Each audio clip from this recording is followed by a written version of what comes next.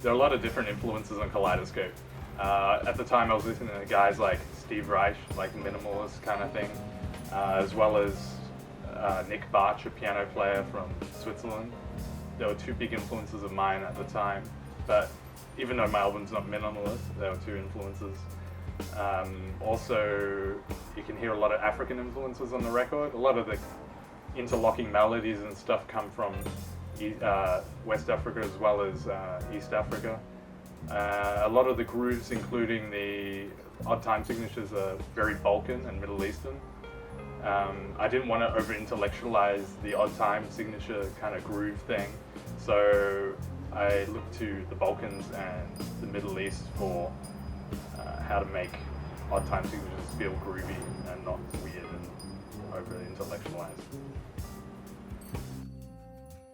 On the album, the main trio consists of me on electric bass and some synthesizers, as well as Hugh Blaines on piano and Wurlitzer, and Matt Head on drums. I also had a few special guests, which included Ian Dixon on flugelhorn, Tom Fryer on electric guitar, and Panagiotis Andreou did a bass solo on rhythmic harmony.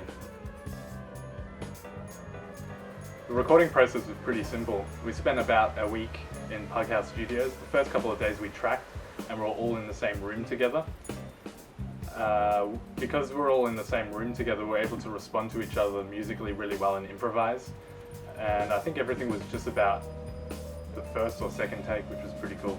And then the last few days we spent mixing and mastering the album. The album artwork was done by Jack Vanzit.